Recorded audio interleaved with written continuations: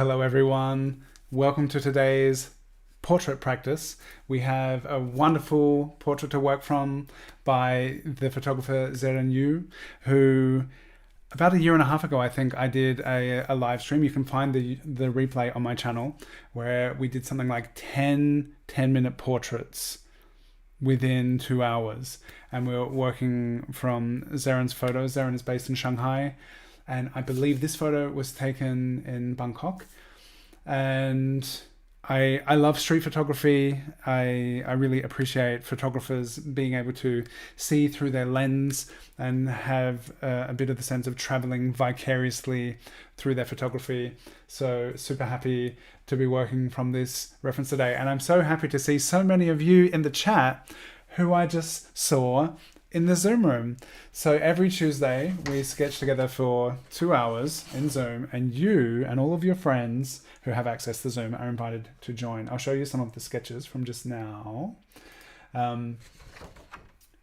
It was great fun. It always is. The prompts are always fun, and to see the way that people interpret them, and there's a little bit of improv acting involved and incredible storytelling, and it's just always super fun. So we do really brief sketches, and I've mentioned on other Tuesdays, this is how I'm able to do what I do so fast, is because I've spent a lot of hours practicing timed portrait sketching, and all of you can come join me because it's super fun, and a lot of wonderful people come and sketch with us, and it's something that I enjoy very much.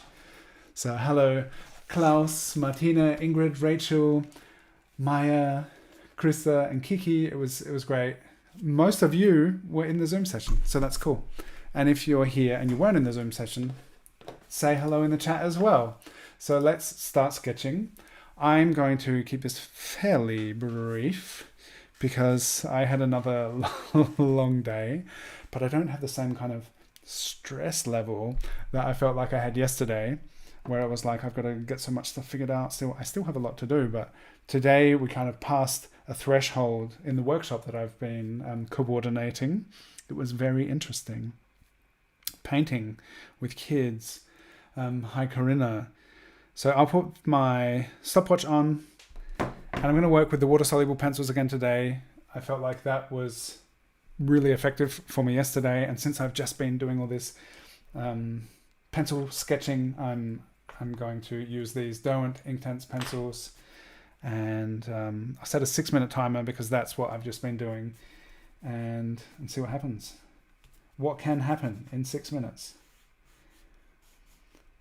So something I have found through the regular Tuesday sketch practice is that time can be so incredibly flexible, especially in the context of the Tuesday session. So we spend 2 hours, start with 30-second poses, and work our way up to 6 minutes. And I remember the first times I did sessions like that. The first ever I did life drawing sessions was the first time I did that kind of time limit thing. And then later on, I applied the same principle of doing quick gestural practice to portrait sketching. And I remember the first times I did it, I was so amazed by how long 6 minutes felt at the end of a 2-hour session. That I found I was just moving in a way which when you just sit down and start drawing, that you don't, or I don't have the kind of the flexibility, the dexterity that I would at the end of these sessions. I think now that I practice so consistently for so long, that now I can kind of switch into that mode fairly fast. But yeah, it's just been a really interesting insight from those sessions, how long 6 minutes can be. And sometimes, so it was really interesting, the sequence of our practice the last couple of days, because Josefina, I ended up spending like an hour, I think, on Josefina's portrait, because I also spent some more time after the stream, and it was really long. And yesterday's was 10 minutes, and both of them I really like. And they're just really different, and the experience of making each of them was so different. So it's, yeah, what is time? What does it even mean? I'm going to be hosting a webinar on the weekend. I'd love you to be there. Chris the Rave222, maybe be brave enough to participate in the Zoom session next time. That would be amazing. There are also people who've come along and they don't turn their cameras on, and that is totally fine. Everyone is welcome to participate however they feel. And there have been people in the past who were a bit like not sure about the Zoom context, and then when they came, were relieved to find out that, hey, this is pretty fun and only a little bit scary, but safely scary. I just love the Tuesday sessions. They're so much fun, and I have so many wonderful international sketching friends through this wonderful practice that we share together. And it's always nice to see new people come along as well. So everyone is welcome to come join the fun. And apart from being fun, it's really good practice. Because there's something about just getting started, which I can remember when I started on my adult journey of trying to figure out how to draw, that I would just look and think, and maybe sometimes even get distracted or not know where to begin, and second guess lots of things. And when I put into the context of like, okay, now just 30 seconds, start sketching, it's like, what? You just start moving. And the way you look at things and make your decisions is very different than if you feel like I've got the whole afternoon to paint. It's a very different process. And I feel like it's super interesting and beneficial to really, for me, it's been about, in a big way, a lot of practicing, just making quick decisions, just doing something, getting started. Because once you have made your first mark, then you can react from that and consider what's the next thing going to be. And it just becomes it's like dominoes. It's a sequence. One thing leads to the next, and you can just dive into it. And it was really interesting in the conversation today, this thing of like having the experience of going through a series of decision making and learning things, going through the phase where it feels like it's not working out, to realize, oh, it can still work out, and just gathering these important experiences is just so helpful. And so that was really interesting with the workshop with the kids today, that some of them are just like 9 years old, and they would do stuff and like, oh no, I made a mistake. And we're working on a street art project together, a mural which we've designed together, and we were transferring with a doodle grid, putting the work onto the canvas, which is this big tarp that we're working onto, like a banner. And and sometimes I'll be like, oh no, I've done it wrong.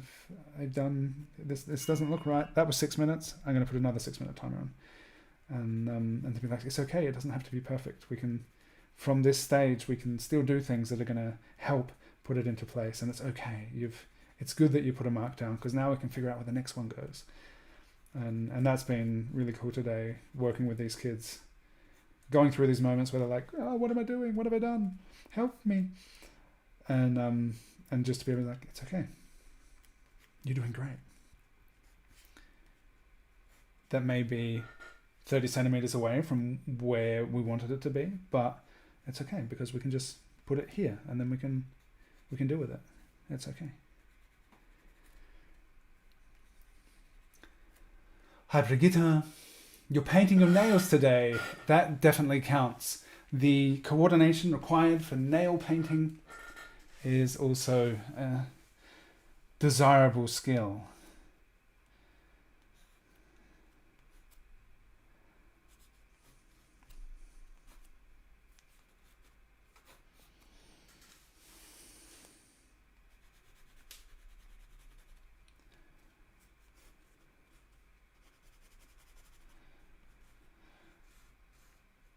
Have I already said yet? Oh, that was just in Zoom. That Saturday I'm going to be hosting a webinar. I would love you to join. There is a link in the description below this video where you can join my mailing list, and I can send you the information about the webinar, which once I have my workshop done with the kids, I'll be able to dedicate some time to that communication. It's just one solid color. That's okay. Are you getting it all over your fingers too, or is it just on your nails? Either answer is it's okay. Because that's like the skill of nail polish application, I believe, is like trying to get it all on the fingers, right? And doing it consistently so that it's not like layering up and getting chunky.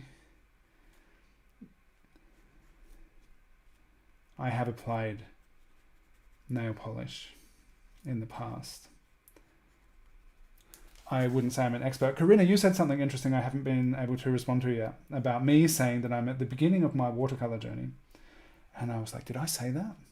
Because I felt like this month I'm definitely, oh look, this is not watercolor yet. I'm not right at the beginning, but I feel like I am, just in the past couple of weeks, I'm taking steps to gain confidence and understanding of like what is possible. So not like right at the beginning of my watercolor journey, but some of the people that I witness on Instagram, for example, I'm just like, whoa, what are they doing? How do they have that level of understanding? That is incredible. And I feel like in this practice together, and it's so cool that so many of you are joining in this practice, that I'm working towards deepening my understanding of what I can do with wet media in these brief time frames. So yeah, not the beginning of the journey, but even, yeah, I feel like the time frame thing is what is fresh and exciting and educational, because it's something that I have realized, like with my sketching on Tuesdays, that there's a whole lot of learning that can take place within the context of a brief time frame, a time constraint.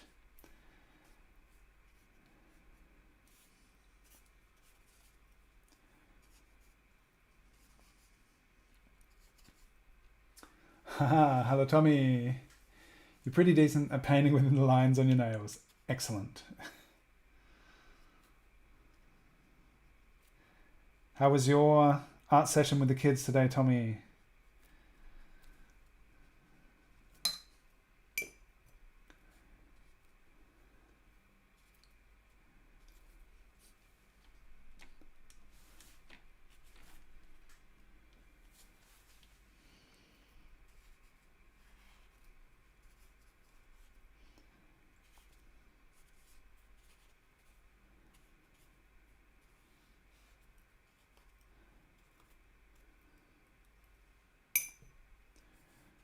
So yeah, these are Don't Inktense pencils, and I've put all the pigment is on the page, and now I'm just like working with water and deciding how intense do I want the color and the pigment to be.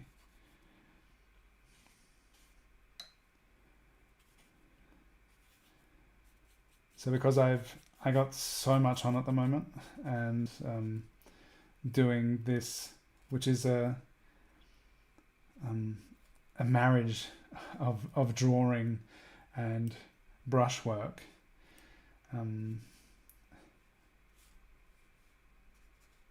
This is enabling me to do some sketches. I will return to going straight to watercolor, but this is helpful right now because it's just largely with the workshop. I look forward to the workshop being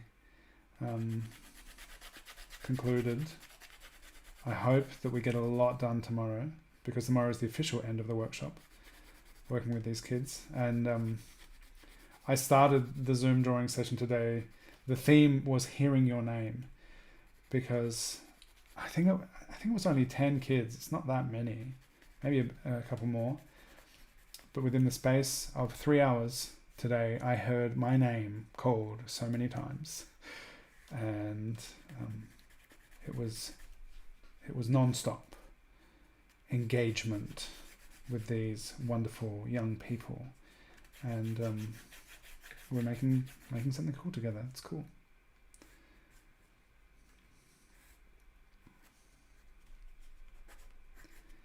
Okay, so the 12-minute timer went off, and I'll put another 6 minutes on and see. I think that'll be the end.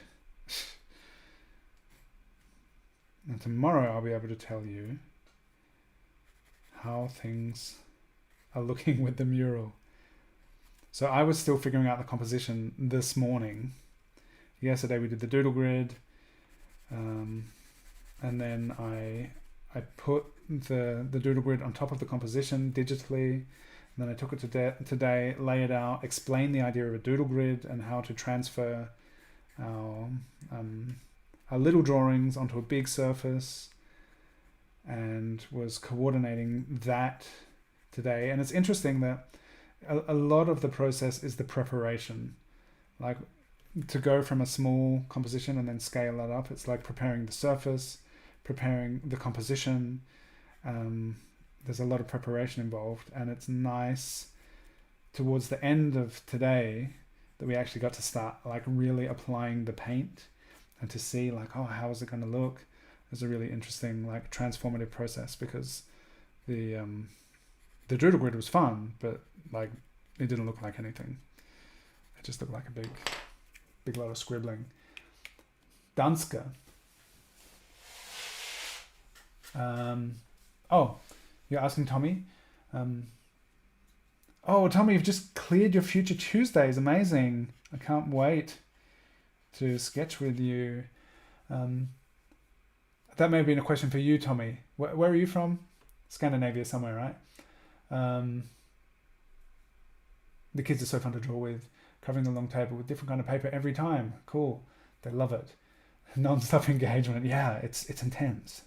So, at some point, Rebecca, who I'm working with, who's from the organization that where the kids are spending their time in this like vacation time. They do a lot of really cool stuff for the neighborhood. And at some point, Rebecca was like, it's really interesting to see that everyone walking past is stopping and looking, and they're all like interested. And I turned around, and after 3 hours, it's like, I haven't looked in that direction for hours. And it was just always facing the work and talking to the kids and always looking. What do I have to do now? Can you help me do this? I've done this wrong. Can you help me? Can we fix this? What am I supposed to be doing? Am I done yet? Is this finished? And some of the kids just doing their own thing. Yeah, it's so great working with all of these young people.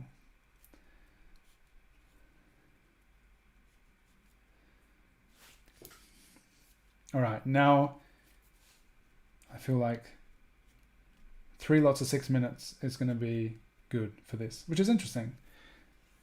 After coming from the 6 minutes, I was like, yeah, 6 minutes. I can do this in 6 minutes. But this thing of time being flexible, sometimes. Yeah, it's just so interesting how each time frame, each piece is so different and can kind of call for a different approach, different attention. Tommy's Norwegian. Close enough. That is very close.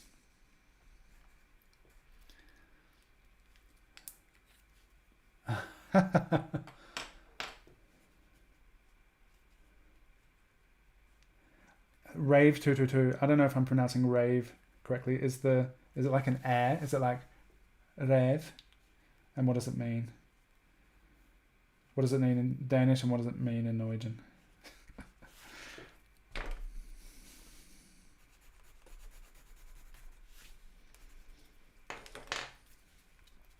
So if you've been drawing along, I would love to see your work.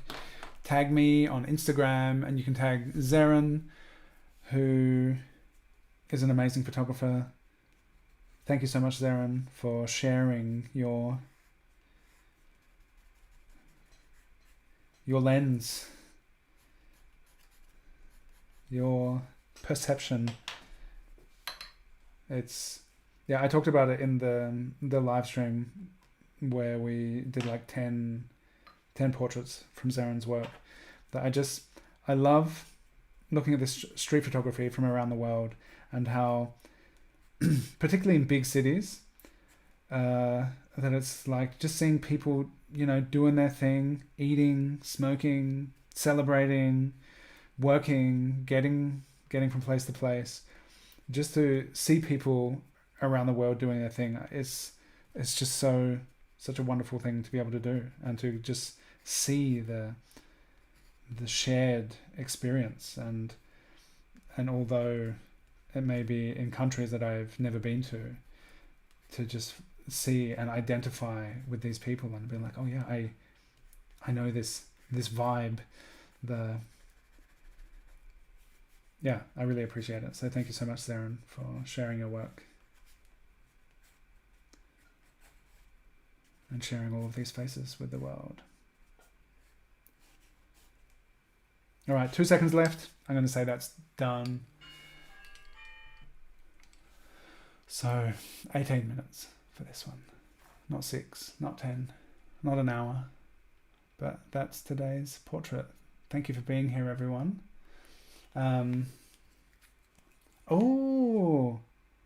Rev means fox in Danish. Cool. And ass in Norwegian.